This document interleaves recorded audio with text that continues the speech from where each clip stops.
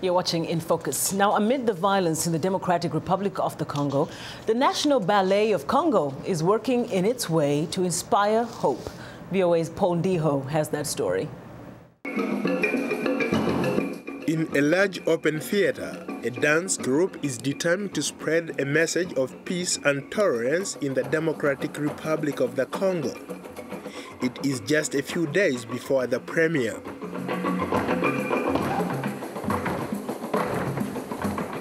This production fuses African traditional rhythms and modern choreography.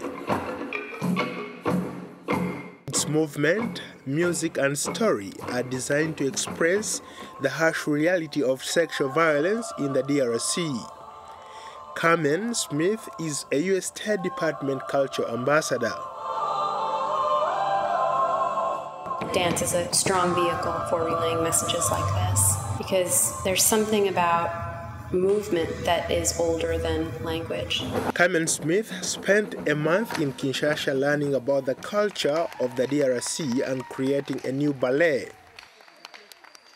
The United Nations estimates that since 1998, more than 5 million people have died from fighting, disease, and starvation in the DRC.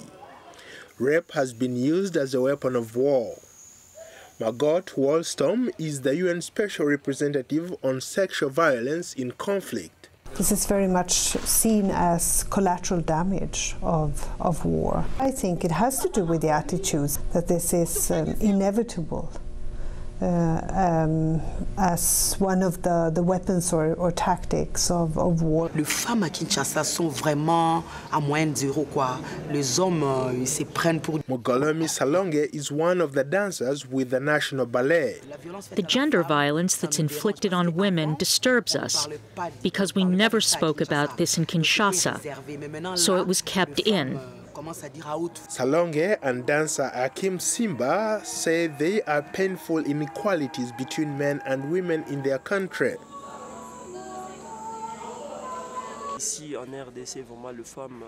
Here in the DRC, women don't have the same status as men. Women are people who have nothing. Their role is in the home. They don't have the right to speak. This dancer, Kitito Asena, says the ballet is a way to encourage women in the DRC to see themselves as equal and important. What we would really like to portray with this show is that the woman complements the man and that she is not his slave, not his inferior. I asked the National Ballet dancers, I just talked to them for the first 2 days, no dancing, no rehearsal, just talking. But it was these kinds of personal conversations and hearing different women talk about their lives that helped me direct the project.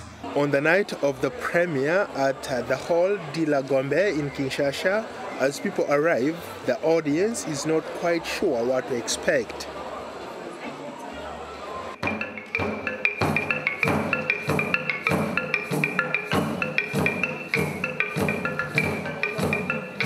The storyline centers on a village where men rule and the women do as they are told, at least in the beginning.